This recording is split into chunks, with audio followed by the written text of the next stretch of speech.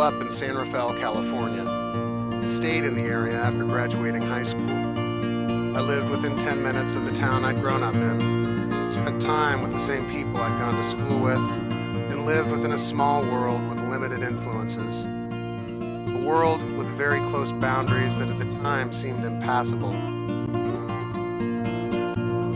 I was a somewhat typical young adult in that I had no idea what I wanted to do with my life. I floated from dead-end job to dead-end job, knowing I wasn't ready for school, but lacking any deep drive or purpose. Opportunity struck, and I had the chance to take a trip that would have an enormous effect on my world perspective. My aunt and uncle had moved to Australia to be closer to their son and his family, and they offered to pay for my mother, sister, and myself to fly around the planet for a visit. I asked to fly over early with the idea that I would go backpacking for several weeks before meeting up with the family. My aunt was hugely generous and made the changes to my flight itinerary. I was inadvertently sent on an eye-opening and generally wonderful adventure. I packed up a bunch of camping equipment that I only vaguely understood how to use, expedited my passport application, and read as much as I could about the area I wanted to trek through. I had little experience camping on my own, and was in far from good physical condition, but I felt like I could fake it when I needed to, and I was confident in my ability to make it up as I went along. The trip was wonderful from the moment my flight left the ground. I met interesting people, saw beautiful places, and began to realize that the world was much larger and more complicated than I had ever thought possible. The world took on a different hue, and I became aware of a different kind of value and experience. The most important part of the trip was the solo trek I made along the overland track in the interior of Tasmania. It was the first time I'd ever gone backpacking, and in hindsight, my overall success on the trip was surprising.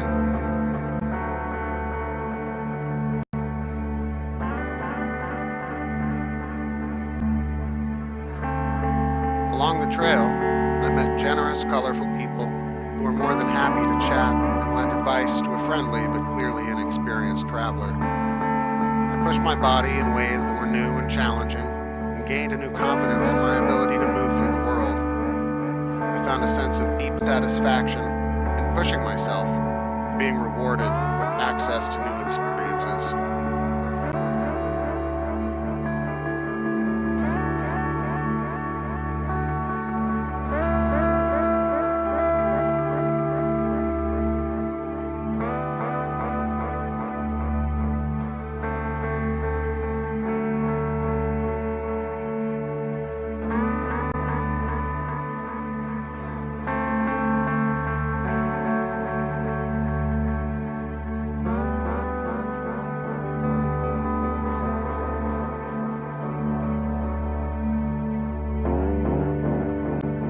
By the end of the trip, I'd seen more new animals and plants than I had previously thought possible. Met a number of incredible people, ranging from the seemingly deranged bus driver who'd driven me to Launceston, trail worker / ex-professional motorcyclist with more metal in his body than the Tin Man, and a pair of Australian Army doctors who took me under their wing at the end of the trek and showed me around Hobart, Tasmania's capital. The trek was phenomenal and stands out as one of my favorite experiences. I'm incredibly lucky to have had the opportunity to engage in such an endeavor. After backpacking in Tasmania, I rendezvoused with my mom and sister at my aunt and uncle's house in Adelaide and spent a week relaxing and exploring the area. Before heading home, my family and I spent 3 nights in Sydney. We did some touristy stuff, visited museums, the Sydney Aquarium, and ate out a lot. It was a nice family vacation to cap off the most epic adventure of my young life. I was riding high. The world was more complex and nuanced than I could have hoped for. The scope of the world had expanded rapidly, and I was one of the lucky ones who understood how much there was to see far from home. And then, more suddenly than I could have ever prepared for, it shrank down to the size of a mall food court, leaving me floundering for the certainty and understanding I felt so entitled to moments before.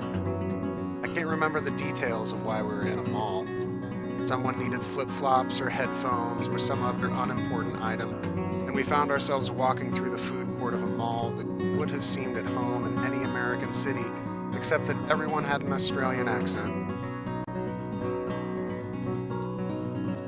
30 feet away, in front of some sort of Asian fusion chain restaurant, I saw someone that looked out of place. I looked away, wondering how someone could look so similar to another person. As my view scanned across the group of people in front of me, I became increasingly confused. The person I'd first seen and felt so weird about, exactly like a kid I'd gone to school with, from the time I was 5 all the way through high school. He was accompanied by a bunch of people who looked exactly like his family. My stomach sank. "Michael?" I mumbled. "Michael Boveberg?" It was Michael, here, on the other side of the world, in an enormous city, in a mall food court, here. My confusion must have been as obvious as his. Both stood, still as statues, gawking at each other for what seemed like a lifetime. I can't remember the details of the following conversation. We exchanged confused snippets of speech, and then quickly went our separate ways. My mom and sister were nearly as shocked as I was. There were a lot of, "Well, I'll be. What a small world." I was stunned. Nothing about the experience fit my newfound understanding of the world. My short-lived feelings of wisdom and appreciation were dwindling rapidly. I wondered how many people there could be in the world if I could run into someone I knew from home in such a distant, seemingly random location. It was like running into an old acquaintance on your first trip to Mars. Impossible and confusing, but perfectly undeniable.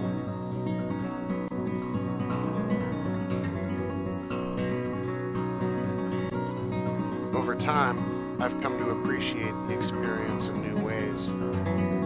It stands out amongst my memories as a very random and incredible event. It continues to challenge and refine my perspective of the nature and scale of the